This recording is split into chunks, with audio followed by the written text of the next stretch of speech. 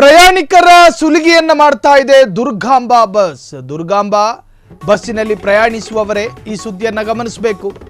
ಪ್ರಯಾಣಿಕರ ಸುಲಿಗೆಗೆ ನಿಂತಿದೆ ದುರ್ಗಾಂಬ ಬಸ್ಸು. ಸಾವಿರ ಹಣ ತಗೋತಾರೆ, ಆದರೆ ಸೇವೆ ಮಾತ್ರ ಝೀರೋ. ದುರ್ಗಾಂಬ ಬಸ್ಸಿನ ಸ್ಥಿತಿ ತುಂಬಾ ಕೆಟ್ಟದಾಗಿದೆ. ದುರ್ಗಾಂಬ ಬಸ್ಸಲ್ಲಿ ಪ್ರಯಾಣ ಸುರಕ್ಷಿತವಲ್ಲ. ಹೆಜ್ಜೆ ಹೆಜ್ಜೆಗೂ ಬಸ್ಸಿನಲ್ಲಿ ಅಸೌಕರ್ಯ, ಅನಾನುಕೂಲ. ಮಳೆ ಬಂದು ಬಸ್ನೊಳಗೆ ನೀರು ಸೋರಲು ಆರಂಭ ಆಗುತ್ತೆ. ದುರ್ಗಾಂಬ ಬಸ್ಗೆ ಬಾಗಿಲೇ ಇಲ್ಲ. ಈ ಬಗ್ಗೆ ಪ್ರಶ್ನಿಸಂಗೇ ಇಲ್ಲ, ಕಾರಣ ಪ್ರೈವೇಟ್ ಬಸ್ಸು. ದುರ್ಗಾಂಬ ಬಸ್ಸಿನ ಸಿಬ್ಬಂದಿಯ ದುರ್ವರ್ತನೆಗಳನ್ನು ನೋಡಬೇಕು ನೀವುಗಳು. ಬಸ್ ಚಾಲಕ ಅಬೂಬಕ್ಕರ್ ದರ್ಪ ಉಡಾಫೆ. ದುರ್ಗಾಂಬ ಬಸ್ ದುಸ್ಥಿತಿಯ ಕಥನ ಬಿಚ್ಚಿಟ್ಟ ನೊಂದ ಪ್ರಯಾಣಿಕ. ದುರ್ಗಾಂಬ ಬಸ್ಸಲ್ಲಿ ನರಕ ನೋಡಿದ ಶ್ರದ್ಧಾ ಭಟ್, ಮೇಧಾ ಭಟ್ ಹಾಗೂ 5 ವರ್ಷದ ಮಗು. ಬಸ್ ಅಸೌಕರ್ಯದ ವಿರುದ್ಧ ವಿಡಿಯೋ ಸಾಕ್ಷ್ಯದ ಸಮೇತ ಆಕ್ರೋಶ. ಬೆಂಗಳೂರಿನಿಂದ ದೇರಳಕಟ್ಟೆ ಕಡೆಗೆ ಹೊರಟಿದ್ದ ಶ್ರದ್ಧಾ ಭಟ್ ಅವರ ಕುಟುಂಬ. ನೋಡಿ, ಈ ಪ್ರೈವೇಟ್ ಬಸ್ಗಳ ಡ್ರೈವರ್ಗಳ ದರ್ಪ ಮತ್ತು ಇದರ ಒಳಗಿರ್ತಕ್ಕಂತಹ ಅಸೌಕರ್ಯ ಈ ಮೊದಲಲ್ಲ.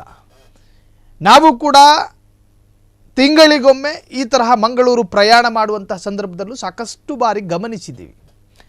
ಈ ಬಗ್ಗೆ ನಿರ್ವಾಹಕ ಸರಿಯಾಗಿ ಸ್ಪಂದನೆ ಕೊಡದೇ ಇರತಕ್ಕಂತಹ ಸ್ಥಿತಿಗಳು ಕೂಡ ನಿರ್ಮಾಣ ಆಗಿದೆ. ಸೊ ಒಂದು ಕುಟುಂಬ ಮಂಗಳೂರಿಗೆ ಪ್ರಯಾಣ ಬೆಳೆಸ್ತಾ ಇತ್ತು. ಈ ದುರ್ಗಾಂಬ ಬಸ್ಸಿನ ಚಾಲಕ ಅಬೂಬಕ್ಕರ್ ಎನ್ನುವಂಥ ವ್ಯಕ್ತಿ, ಇನ್ನು ನಿರ್ವಾಹಕ ಕೂಡ ಇದ್ದ ಎಂದು ಹೇಳಲಾಗುತ್ತೆ. ಪಾಪ ಶ್ರದ್ಧಾ ಭಟ್, ಮೇಧಾ ಭಟ್ ಜೊತೆಗೆ 5 ವರ್ಷದ ಮಗು ಪಾಪ ಪ್ರಯಾಣ ಮಾಡ್ತಾ ಇದ್ರು ಅವ್ರು ಮಂಗಳೂರು ಕಡೆಗೆ. 2025 ಮೇ 20ನೇ ತಾರೀಕು ಅವ್ರು ಬರಕೊಟ್ಟಿರುವಂತಕ್ಕಂಥ, ಅವರು ಹೇಳ್ತಾ ಇರುವಂತಹ ರೀತಿ, ನನ್ನ ತಂಗಿ ಮೇಧಾ ಭಟ್ ಹಾಗೂ ಆಕೆಯ 2 ವರ್ಷದ ಮಗನೊಂದಿಗೆ ದುರ್ಗಾಂಬ ಬಸ್ ಸಂಖ್ಯೆ 1068 PNR 2707437 ಅದರ ಟಿಕೆಟ್ ಸಂಖ್ಯೆಯನ್ನು ಕೂಡ ಉಲ್ಲೇಖ ಮಾಡಿದ್ದಾರೆ. TU6 J37171954. ಇದು ದೇರಳಕಟ್ಟೆಗೆ ಹೋಗಬೇಕಾದಂತಹ ಬಸ್ಸು. ದೇರಳಕಟ್ಟೆಯಿಂದ ಸಿರ್ಸಿಗೆ ಪ್ರಯಾಣಿಸಲು ಹತ್ತಿದೆವು. ದೇರಳಕಟ್ಟೆಯಿಂದ ಅವರು ಸಿರ್ಸಿಗೆ ಅಂಥೇಳಿ ಹತ್ತಿದ್ದಾರೆ.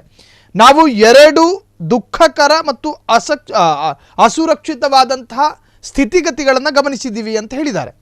ಇನ್ನು ಸೀಟ್ಗಳಿಗೆ ಚಾರ್ಜ್ ಮಾಡಿರೋದು 1700, ಅಂದರೆ 1700 ರೂಪಾಯಿ. ಪ್ರತಿ ಸೀಟಿನ ದರ 825 ಪಾವತಿಸಿದ್ದೆವು. ಆದರೆ ಈ ಪ್ರಯಾಣ ಮಾತ್ರ ಕೊಟ್ಟ ಕಾಸಿಗೆ ತಕ್ಕನಾಗಿ ಇರಲಿಲ್ಲ. ನಾವಿಬ್ಬರೂ ಬೆಂಗಳೂರಿನಲ್ಲಿ ವಾಸ ಮಾಡ್ತಾ ಇದ್ದೀವಿ. ಸಾಮಾನ್ಯವಾಗಿ ಈ ಮಾರ್ಗದಲ್ಲಿ ಪ್ರಯಾಣಿಸೋದಿಲ್ಲ. ಈ ಬಸ್ನಲ್ಲಿ ನಾವು ಮೊದಲ ಬಾರಿ ಪ್ರಯಾಣ ಮಾಡ್ತಾ ಇದ್ದೇವೆ. ಹಾಗಾಗಿ ನಮ್ಮ ಸ್ವಂತ ವಾಹನದಲ್ಲಿಯೇ ಹೋಗ್ತಾ ಇದ್ವಿ. ಬಸ್ಸಿನ ಪರಿಸ್ಥಿತಿಯನ್ನು ನೋಡಿ ಬಹಳ ಬೇಸರವಾಗಿದೆ. ಈ ಮಾರ್ಗದಲ್ಲಿ ಆರೋಗ್ಯ ಸಮಸ್ಯೆಗಳಿಗಾಗಿ ನಿರಂತರವಾಗಿ ಪ್ರಯಾಣ ಮಾಡುವವರು ಹೇಗೆ ಸಹಿಸ್ತಾರೆ ಎಂಬುದನ್ನು ಕಲ್ಪಿಸುವುದೇ ಕಷ್ಟ. ಪಾಪ ಇವರು ಸಮಾಜಕ್ಕೊಂದು ಸಂದೇಶವನ್ನು ಕೂಡ ಇದರಲ್ಲಿ ಕೊಟ್ಟಿದ್ದಾರೆ. ಪ್ರಾರಂಭದಿಂದಲೇ ಅನಾನುಕೂಲತೆ ಎದುರಾಯಿತು. ಲಗೇಜ್ ಇಡೋದಕ್ಕೆ ಜಾಗ ಕೇಳಿದಾಗ ಕ್ಲೀನರ್ ನಮಗೆ ನೀರಿನಿಂದ ತುಂಬಿರುವ ಲಗೇಜ್ ಕ್ಯಾಬಿನನ್ನೇ ತೋರಿಸಿದ. ಈ ಅವಿವೇಕಿಗಳಿಗೆ ಕಸ್ಟಮರ್ ಸರ್ವಿಸ್ ಅಂದರೆ ಏನು ಅನ್ನುವಂಥದ್ರ ಬಗ್ಗೆ ಕ್ಲಾಸ್ ಕೊಡಬೇಕು. ಖಾಸಗಿ ನಾವು ವೆಹಿಕಲ್ ಇಟ್ಕೊಂಡವರು, ನಮ್ದು ಇದು ಖಾಸಗಿ ಟ್ರಾವೆಲ್ಸು ಅಂತೇಳಿ ದರ್ಪ ಅಹಂಕಾರ ತೋರಿಸೋದಕ್ಕೆ ಬರಬೇಡಿ. ಪ್ಯಾಸೆಂಜರ್ ಬಂದರೆ ನಿಮಗೆ ಕಾಸು, ನಿಮಗೆ ತಿಂಗಳಿಗೆ ಸಂಬಳ. ಪ್ರಯಾಣಿಕರು ಏನಾದರೂ ಅನಾನುಕೂಲತೆಗಳು ಎದುರಾದಾಗ ನಿಮ್ಮ ಜೊತೆ ಸಮಸ್ಯೆಗಳನ್ನು ಕೇಳ್ತಾರೆ. ಅವರಿಗೆ ಅಧಿಕಾರ ಇದೆ. ಟಿಕೆಟ್ ತೆಗೆದುಕೊಂಡು ಬರ್ತಾ ಇರೋದು, ಪುಕ್ಸಟ್ಟೆ ಹತ್ಕೊಂಡು ಬರ್ತಾ ಇಲ್ಲ. ಅವರಿಗೆ ಸ್ಪಂದಿಸಬೇಕಾದ ಅಧಿಕಾರ ಮತ್ತು ಸ್ಪಂದಿಸಲೇಬೇಕಾದ ಹಕ್ಕು ನಿಮ್ಮದು. ಸ್ಪಂದಿಸಬೇಕು. ಸೊ ಪಾಪ ಈ ಫ್ಯಾಮಿಲಿ ಆ ತರಹದ ಅನಾನುಕೂಲತೆ ಮತ್ತು ಅಸುರಕ್ಷತೆಯನ್ನು ಗಮನಿಸಿದೆ. ಮಳೆ ಬರ್ತಾ ಇದೆ ರೀ, ಸಣ್ಣ ಹಸುಗೂಸು ಜೊತೆಲಿರೋದು, ಮಳೆ ಸೋರ್ತಾ ಇದೆ. ಈ ಬಡತನದಲ್ಲಿ ತಾಂಡವಾಡ್ತಾ ಇರೋಂತಹ ಬಸ್ಸನ್ನು ಸಂಚಾರಕ್ಕೆ ಬಿಟ್ಟಿರೋದೇ ಅಪರಾಧ ಅನ್ನೋ ಥರ ಇದೆ. ಇದು ಸೋರಿಕೆ ಇರ್ತಕ್ಕಂತಹ ಬಸ್ ಅದು. ಸೊ ನಾನು ಮುಂದುವರಿಸ್ತೀನಿ. ಆಕೆ ಹೇಳಿಕೊಂಡಿರುವಂತೆ ಈ ಬಸ್ಸಿನಲ್ಲಿ ನಾವು ಮೊದಲ ಬಾರಿಗೆ ಪ್ರಯಾಣ ಮಾಡ್ತಾ ಇದ್ದೇವೆ. ಹಾಗಾಗಿ ನಮಗೆ ಬೇಸರ ಆಗಿದೆ. ನಾವು ಡ್ರೈವರ್ ಅಬೂಬಕ್ಕರ್ ಸಾಬ್ ಅವರಲ್ಲಿ ಸಹಾಯ ಕೇಳಿದಾಗ ನಿಂದನೆಯುತವಾಗಿ ಮಾತನಾಡಿದ್ದಾರೆ ಹಾಗೂ ಕಠಿಣವಾಗಿ ಆಫೀಸ್ಗೆ ಸಂಪರ್ಕಿಸಿ ಎಂದು ಹೇಳಿ ಸಹಾಯ ಮಾಡೋದನ್ನು ನಿರಾಕರಿಸಿದ್ದಾರೆ. ಅಲ್ಲ ಸ್ವಾಮಿ, ಬಸ್ಸಿನ ಡ್ರೈವರು ನೀವು, ಆ ಬಸ್ಸಲ್ಲೊಬ್ಬರು ನಿರ್ವಾಹಕರಿದ್ದಾರೆ. ನಿಮ್ಮ ಬಸ್ಸಿಗೆ ಪ್ಯಾಸೆಂಜರ್ ಹತ್ತಿದ್ದಾರೆ, ನೀವೇ ಅವರಿಗೆ ಟಿಕೆಟ್ ಇಶ್ಯೂ ಮಾಡಿದ್ದೀರಿ, ಅವರ ಕಣ್ಣಿಗೆ ನಿಮ್ಮ ಬಸ್ಸು ಪ್ರಯಾಣಕ್ಕೆ ಯೋಗ್ಯ ಅಲ್ಲ ಅನ್ನೋದು ಖಾತ್ರಿಯಾಗಿದೆ. ಅಂತಹ ಸಂದರ್ಭದಲ್ಲಿ ಝೂಮಲ್ಲಿ ನಿಮ್ಮ ಕಂಪನಿಯ ಓನರ್ ಜೊತೆ ಝೂಮ್ ಲೈವ್ ಮಾಡೋಕ್ಕಾಗುತ್ತಾ? ಮೂದೇವಿ, ಬಸ್ಸಲ್ಲಿರೋರು ಚಾಲಕ ನಿರ್ವಾಹಕ ಸ್ಪಂದಿಸಬೇಕು ತಾನೆ. ಸಾಧ್ಯ ಆದರೆ ಸ್ಪಂದಿಸಬೇಕು, ಇಲ್ಲದಿದ್ದರೆ ಸೌಮ್ಯವಾಗಿ ಸಮಾಧಾನಯುತವಾದಂಥ ಉತ್ತರವನ್ನು ಕೊಡಬೇಕು.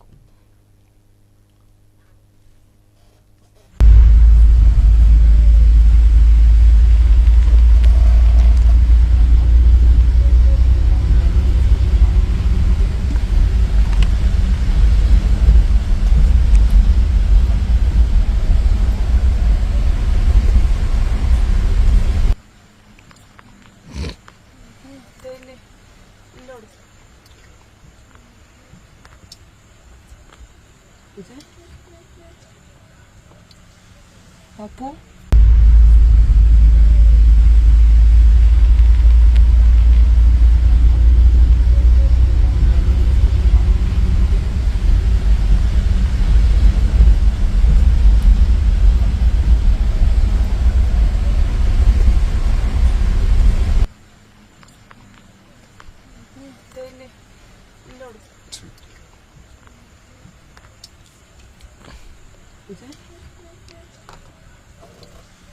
Papu?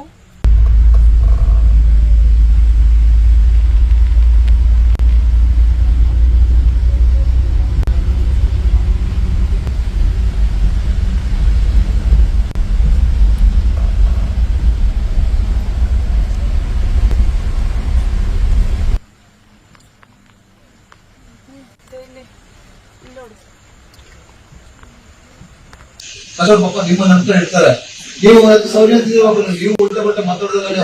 ಆಫೀಸಿಗೆ ಹೇಳಿ, ಅವಾಗ ಹೇಳ್ತಾ ಗೊತ್ತವರು ಹೇಳಿದ್ರು ಅಷ್ಟು ಇದು ಮಾಡಲಿಲ್ಲ, ಅವರು ಗಾಡಿ ಇನ್ನೇನೆ ಬರ್ತದೆ. ಯಾವತ್ತು ಮಾತಾಡಿ ಸೌರ್ಯ ಅಂತ ಇರ್ಬೇಕು. ಯಾವತ್ತು ನೀವು ಡೈಲಿ ಕೆಲಸ ಮಾಡೋದು, ನೀವು ಡೈಲಿ ಅಪ್ಡೇಟ್ ಮಾಡೋದು ನಾವು ಕಸ್ಟಮರ್ ಪಾಪ ನಿಮ್ಮ ನಂತರ ಹೇಳ್ತಾರೆ, ನೀವು ಸೌರ್ಯ ಅಂತ ನೀವು ಉಲ್ಟಾ ಬಟ್ಟ ಮಾತಾಡೋದಲ್ಲ. ಆಫೀಸಿಗೆ ಹೇಳಿ, ಅವಾಗ ಹೇಳ್ಕೊತ್ತವರು ಹೇಳಿದ್ರು ಅಷ್ಟು ಇದು ಮಾಡಲಿಲ್ಲ, ಅವರು ಗಾಡಿ ಇನ್ನೇನೆ ಬರ್ತದೆ. ಯಾವತ್ತು ಸೌರ್ಯ ಅಂತ ಇರ್ಬೇಕು. ಯಾವತ್ತು ನೀವು ಡೈಲಿ ಕೆಲಸ ಮಾಡೋದು, ನೀವು ಡೈಲಿ ಅಪ್ಡೇಟ್ ಮಾಡೋದು ನಾವು ಕಸ್ಟಮರ್ ಪಾಪ ನಿಮ್ಮ ನಂತರ ಹೇಳ್ತಾರೆ, ನೀವು ಸೌರ್ಯ ಅಂತ ಉಲ್ಟಾ ಬಟ್ಟ ಮಾತಾಡೋದಲ್ಲ. ಆಫೀಸಿಗೆ ಹೇಳಿ, ಹೇಳ್ತಾ ಗೊತ್ತವರು ಹೇಳಿದ್ರು ಅಷ್ಟು ಇದು ಮಾಡಲಿಲ್ಲ, ಅವರು ಗಾಡಿ ಇನ್ನೇನೆ ಬರ್ತದೆ. ಯಾವತ್ತು ಮಾತಾಡಿ ಸೌರ್ಯ ಅಂತ ಇರ್ಬೇಕು. ಯಾವತ್ತು ನೀವು ಡೈಲಿ ಕೆಲಸ ಮಾಡೋದು, ನೀವು ಡೈಲಿ ಅಪ್ಡೇಟ್ ಮಾಡೋದು ನಾವು ಕಸ್ಟಮರ್ ಪಾಪ ನಿಮ್ಮ ಹೇಳ್ತಾರೆ, ನೀವು ಸೌರ್ಯ ಅಂತ ನೀವು ಉಲ್ಟಾ ಬಟ್ಟ ಮಾತಾಡೋದಲ್ಲ. ಆಫೀಸಿಗೆ ಹೇಳಿ. ಇದು ದುರ್ಗಾಂಬ ಬಸ್ಸಿನ ಟ್ರಾವೆಲ್ ಏಜೆನ್ಸಿ ಅನಿಸುತ್ತೆ. ಅವರು ಕ್ಲಾಸ್ ತಗೋತಾ ಇದ್ದಾರೆ. ಈ ಕ್ಲಾಸನ್ನು ಮೊದಲೇ ತಗೋಬೇಕು, ಈಗ ತಗೊಳ್ಳೋದಲ್ಲ. ದೇಹ ಬಾಧೆಗೆ ಅರ್ಜೆಂಟ್ ಆದಾಗ ಟಾಯ್ಲೆಟ್ ಹುಡ್ಕೋದಲ್ಲ. ಪ್ಯಾಸೆಂಜರ್ಗಳನ್ನು, ಅದು ಬೆಳಗಾವಿ ಬಸ್ಸಾ ಅಲ್ಲ ಕರ್ನಾಟಕದ ಬಸ್ಸಾ? ಕಿತ್ತೋಗಿರೋ ಬಸ್ಗಳಲ್ಲಿ ಪ್ರಯಾಣ ಮಾಡಿದ್ದೆ ದೊಡ್ಡ ತಪ್ಪು. ಪ್ಯಾಸೆಂಜರ್ದು ಸೋರ್ತಾ ಇದೆ, ಮಳೆ ನೀರು ಸೋರ್ತಾ ಇದೆ. ಹಸುಗೂಸನ್ನು ಪಕ್ಕದಲ್ಲೇ ಮಲಗಿಸಿದ್ದಾರೆ ಪಾಪ. ಶೀತನೋ ಜ್ವರನೋ ಏನಾದರೂ ಬಂದರೆ ಯಾರು ಉತ್ತರ ಕೊಡ್ತಾರೆ?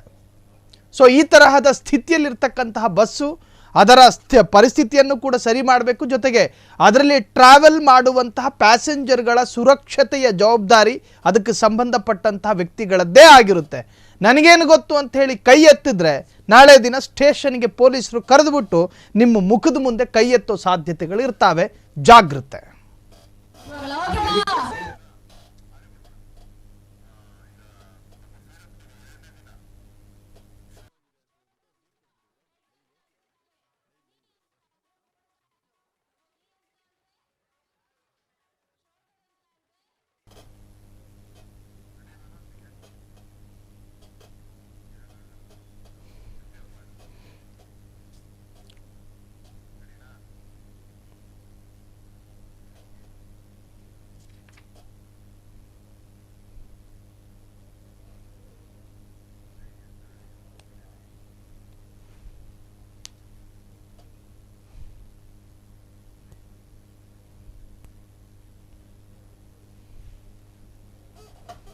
ಕ್ಷಣ ಕ್ಷಣದ ಸುದ್ದಿಗಳಿಗಾಗಿ ಫ್ರೀಡಂ ಟಿವಿ ಸಬ್ಸ್ಕ್ರೈಬ್ ಮಾಡಿ, ಲೈಕ್ ಮಾಡಿ ಹಾಗೂ ಫಾಲೋ ಮಾಡಿ.